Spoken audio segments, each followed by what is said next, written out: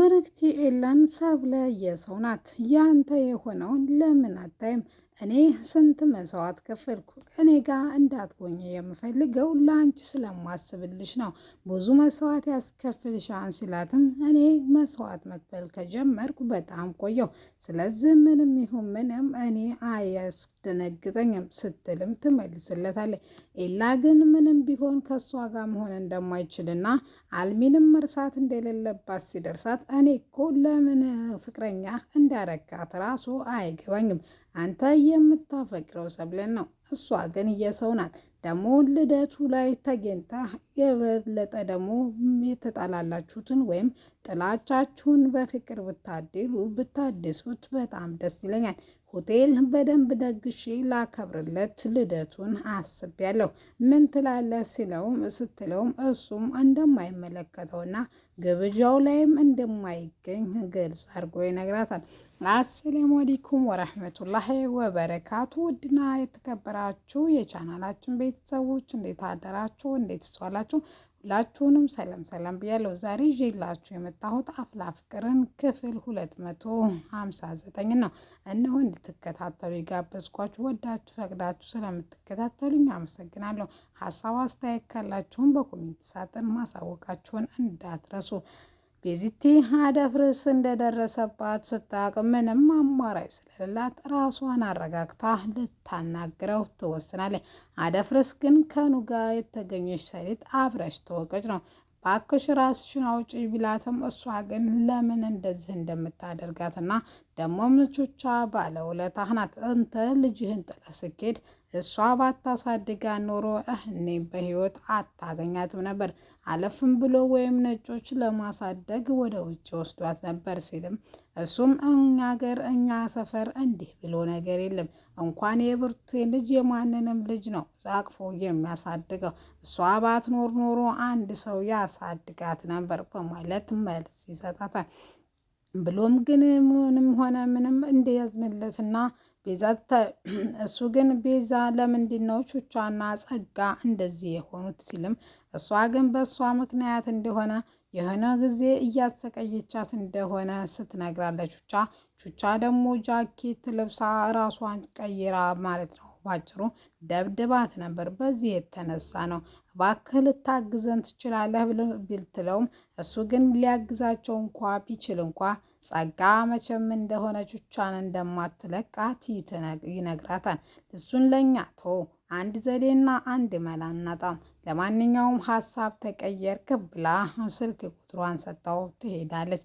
ቹቻ ጋር ደውላ የሆነውን ነገር ሁሉ ከነገረቻት በኋላ በቃ ሀሳብ ተቀየረ፣ ስልክ ይደውልልኛል፣ ስልኬን ሰጥቼዋለሁ ብላ ቹቻ የነሱን አግኝታ ዞር ትትላ ደፍርስ ቆሞ ጠብቋን ነበረ።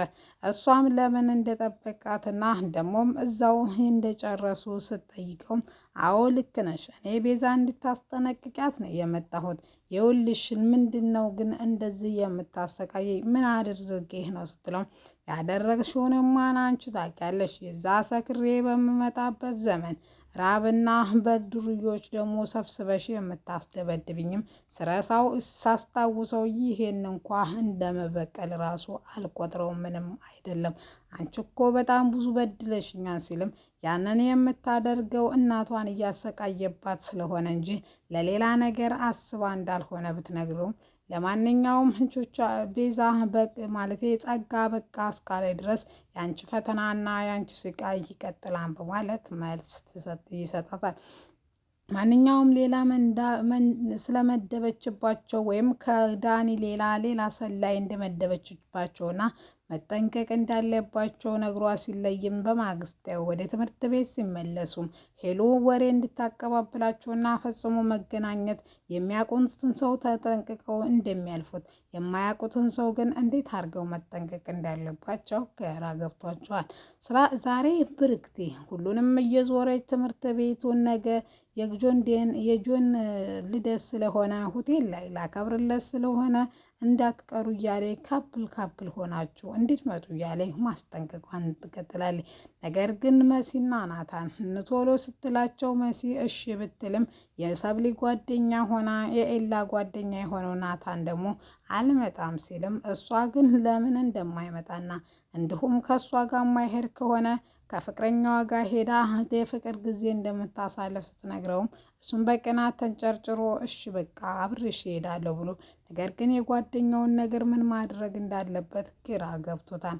ኤላ በካፕል ሆነው ወይም ከአልሚ ጋር ሆነው እንዲመጣ ብጠይቀውም በሞት እንኳ ጆን ላይ ልደት ላይ አልመጣም፣ ስለዚህ እባክሽ እኔን ተይ በማለት ብርክትን ጮሆ ይመልስላታል።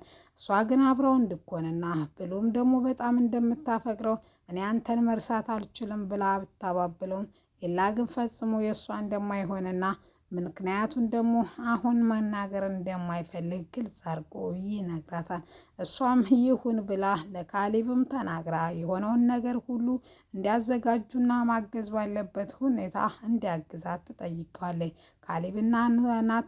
ካሌብና ጆንም ተገናኝተው ጣል እያደረገው እና እንደሆነና ምን አዲስ ነገር አለ ስለ ርብርክቴ ሲለውም እሱ ግን ውሃ ቢወቅጡት እምቦጭ ነን ሄጄ መጨረሻው ኤላ ሆኖ ቁጭላል።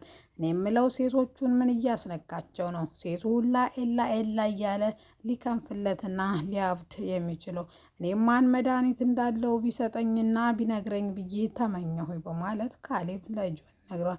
ለማንኛውም ልብህን ለእንደዚህ አይነቶቹ ሴቶች መስጠት እንደሌለበት የጓደኛ ምክሩን ይመክረዋል። ሰብሌ ወዳለችበት ብርክት ያቅንታ ነገ የጆን ዳንኤል ልደት መሆኑን ስትልም ሰብሌ ግን በኤላ ናፍቆትና እንዲሁም ስቃይ እየተሰቃየ ስለሆነ የጆን እንደሆነ ራሱ ፈጽሞ እንረስተዋለች። ምንም እንደሆነ እንኳ በግድ ካስታወሰችው በኋላ ልደቱን ላከብርለት አስቤያለሁ፣ ስለዚህ ምን ትያለሽ ስትለትም እኔ ፍቅረኛው እያለሁ አንቺ ምን ቤት ነሽ አድበሽ ተቀመጪ በማለት መልስ ትሰጠታለች። ለማንኛውም አንቺም ከኤላ ጋር እንደዚህ ተለጣጥፈሽ ሳይሽ እንደዚህ ነው ቅጥል ያልኩት፣ ስለዚህ ጆንን እንደዚህ መጠቀሜ አንቺን እንዲህ ነው ቅጥል የማረግሽ፣ ስለዚህ ዋጋውን ወይም እንትኑን በቀሉን የማይመለስ ልጅ አይወለድ አይደል የሚባለው። ለማንኛውም ላደረግሽልኝ ድርጊት ነው እየመለስኩልሻለሁ በማለት ተመልስላታለች። ለማንኛውም ከእሷ ጋር መነጋገርና የማትወጣው ችግር ውስጥ መግባት ካልፈለገች የጆንን ልደት መርሳት እንዳለባትና የራሷን ሕይወት እንድትኖር ትሄዳለች። ዛሬ ኢዮስያስና ሄቨን እንደሚፋቀሩ ጄሪ ካልነገርካት እኔ መናገሬ አይቀርም በማለት ታስፈራረዋለች። እሱ እንድትታረቃት ቢሆንም የነገራት ነገር ግን ፍቅሩ እውነትና ሀቅ ስለሆነ ታልገለጽክላት እኔ ወሬ መቋጠር አልችልም በማለት ለቤታም አግኝታት እንዴት እንደተጣረቁ ስትጠይቃትም ኢዮስያስ በጣም እያለቀሰ ለመነኝ። ከዛም ምክንያቱን አንድ መስቀለኛ ጥያቄ ጠየቅኩት። እሱም ሄቨንን ታፈቅራታለህ ወይስ አታፈቅራትም የሚል ነበር። እሱም በሙሉ ልቤ አፈቅራታለሁ አለ። ከዛም በዚህ ሳምንት ውስጥ የሚነግራት ከሆነ ብዬ ታረኳት፣ ስለዚህ ለዛ ነው በማለትም ቤታ ከዛሬ ከነገ ወደ እኔ ይመለሳል በማለት በስስትና በናፍቆት ስትጠብቀው የነበረው ነገርየው ሁሉ ተገላቢጦሽ ሲሆን እያለቀሰችና እያበደች ትሄዳለች። እየሮጠችም ሄዳ አንድ ነገር እንዲላትና ደግሞም በዚህ ከቀጠለች ሌላ ነገር እንደሚመጣ ካሆኑ የቤታን ነገር አንድ ነገር ካላላት ግን ትልቅ ችግር እንደሚፈጠር ነግረው ለምን እኔ እኮ ማፍቀሬን የነገርኩሽ እንድትታረቂና አንቺ ደግሞ እንድታመኝ እንጂ ለሀገሩ ሁሉ እያወራሽ እንትን እንድትይ አይደለም ሲላትም እርግዝናና ፍቅር ወደፊት መዝለቁ ስለማይቀር መደባበቁ አጉል ድብብቆሹ ምንም አያደርግም ብዬ ነው ማለት መልስ ትሰጣለች። ዛሬ ሰብሊ እንግዲህ በጣም የተናደደችው ከትምህርት ቤት ወደ ቤት ሲሄዱ ፊት ለፊት ኤላን እያየችው ኤላ መጥቼ ባወራ ምንኛ እድለኛ ነበርኩ፣ እሱም ሰብሊ ነይ እያለ በሆዱና በውስጡ በርቀት በፍቅር አይን እየተያዩ ነገር ግን እንዳይነጋገሩና እንዲሁም እንዳያወሩ በቃል ታስረዋል። ምንም ያክል እንኳ መጥፎ ውሳኔ ብትወስንም እሱም ለእሱ ሲሆን ለኤላ ብላ እንደሆነ ሲያቅ ስለትም ቢሆንም ነገር ግን ትምህርቱ እንዲቀጥል አድርገዋለች።